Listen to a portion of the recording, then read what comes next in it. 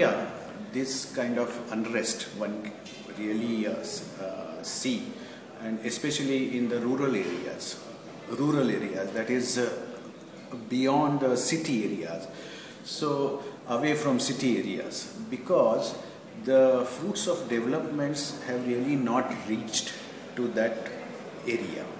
And this kind of inequality, or say deprivation, people are deprived of the fruits of development which one really get in cities but not in the villages or in the small towns or in forest areas where the tribal people live.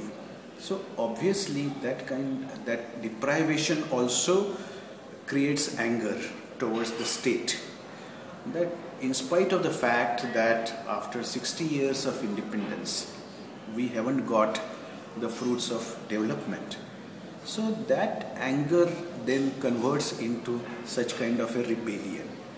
And in India we have got 600 districts. A district is a unit, administrative unit. So out of 600 districts, 78 districts are affected by this kind of a rebellion, one can say, or we call it in the official terms, the left-wing extremism.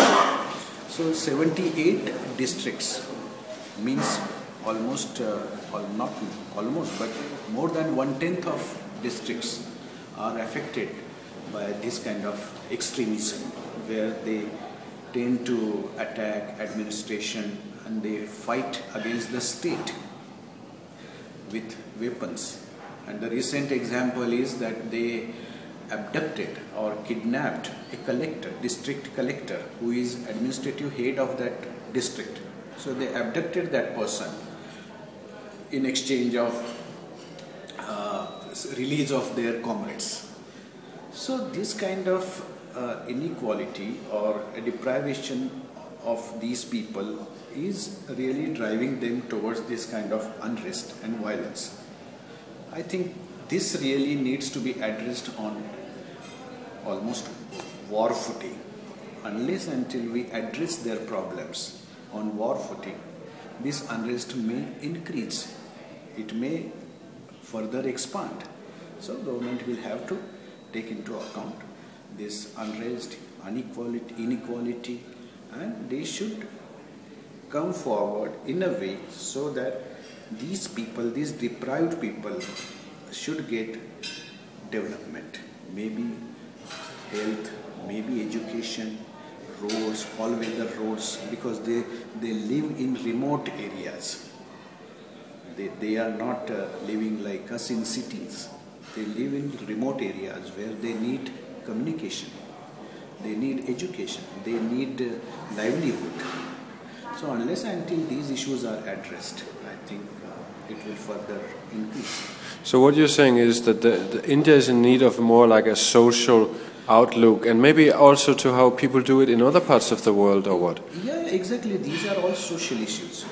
Though it has got economic angle, it is a socio-economic issues, and even the government of India also realizes that this issue is not only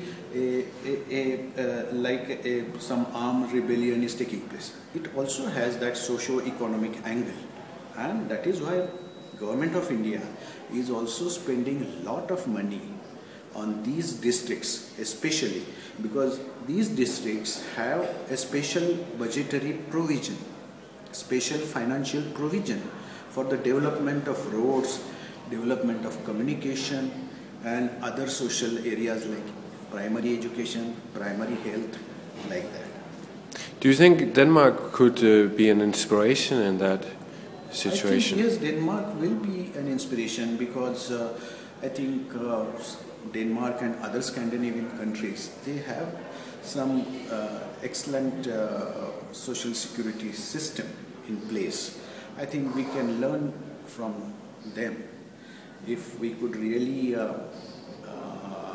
have that kind of a model, not exactly what they are doing, like Denmark is doing, but at least we can have some model or a blueprint of those social security measures and social security systems which can be replicated in India, and we can really it can really benefit these deprived people, those who don't have, those who haven't got so far any fruit of development, that we can very well learn from countries like Denmark.